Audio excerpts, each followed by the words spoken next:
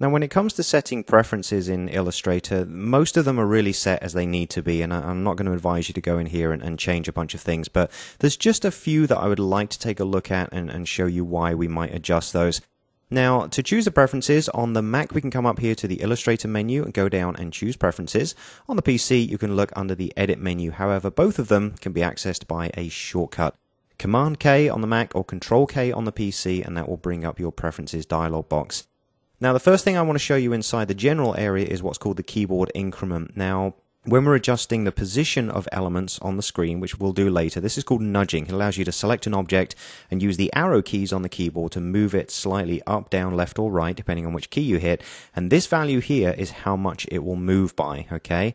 So this is dependent really on what you're doing. If you're working in an RGB document on, say, a website design and you're using something called Pixel Preview where everything aligns to a pixel grid, then you want to make sure that this isn't set to, say, half a pixel or something, because then you lose your aliased edges, everything gets slightly fuzzy. So this will vary. So it's worth remembering our keyboard shortcut to pull up the preferences, and then you can go in and select whichever value is needed at the specific time, okay? So I just wanted to point that one out.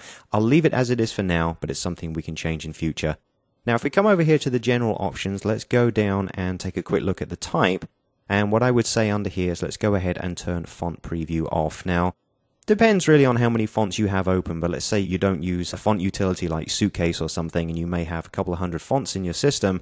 As soon as you go to the type menu and view the typefaces, all of them are going to preview as if they're actually being viewed or printed, so you see them in their true form rather than just the name of the font. Sometimes that can bog the system down a little bit, and in my experience, I just like to have this option turned off, okay? So just for my own peace of mind, I'm going to go ahead and turn that off, all right? Now, one option here which is never selected is the type object selection by path only. Usually when we generate a single line of type, it's created with like a single selection line underneath it, and the way that Illustrator used to work is you could only grab type and move it around the page if you selected this line, which is basically the baseline of the type. Well, that's now changed in that you can click pretty much anywhere on the type and it will be selected, and then you can drag it around. But sometimes, again in my experience, it tends to become frustrating. If you have graphic elements positioned very close to that type, you can't select them because the type is the sort of the default area that becomes selectable. So sometimes, again, it's worth coming back in here, sometimes you might want to go ahead and say type object selection by the path only. That means you can only pick up the baseline to move it around. Again, I'll leave it turned off, but you know where it is if we have to come back to it, okay? Now, under the next option, under units, I'm going to specify here my own personal preference, which is millimeters. And to be honest, for the artwork that we're using in this training series, these are European documents, so we're going to be specifying things in millimeters, but here's the cool thing. It doesn't really matter which measurement system you're comfortable with. Obviously, the North American market is going to be in inches.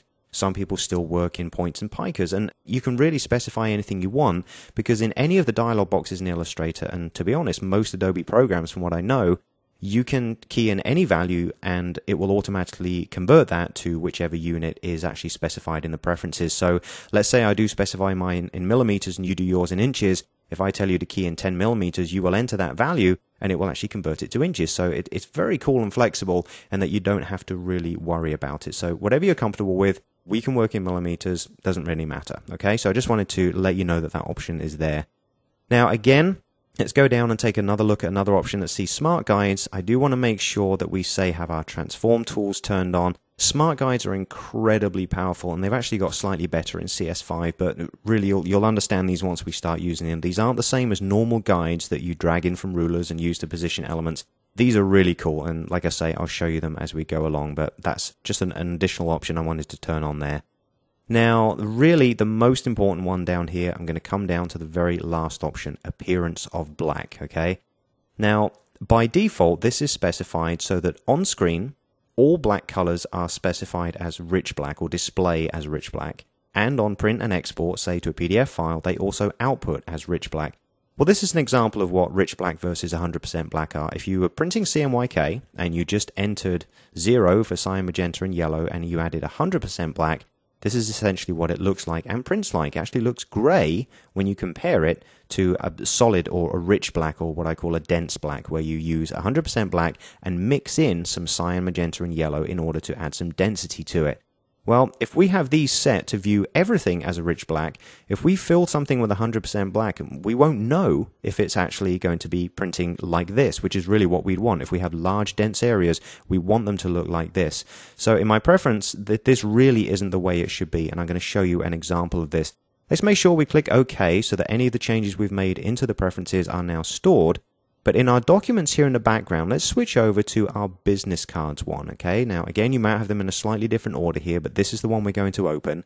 And you'll see these two black elements here in the center. These are basically the fronts of our business cards, and there are two designs here.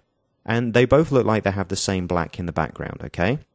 Well, let's pull up the Preferences dialog box again, Command-K, Control-K on the PC. Come over here and drop down to the Appearance of Black option, and I'm going to change both of these. On screen, I wish to display the blacks accurately. Printing and exporting, I also wish to do the same. Now when we say OK, you can see a shift in the color. This left-hand one has got a slight gray to it. The right-hand one is looking very rich, okay? Well, that's because I've got two colors in here. If you look in the color swatches over here on the right-hand side, you can see there is a dense black swatch. I'll show you how to create these later on.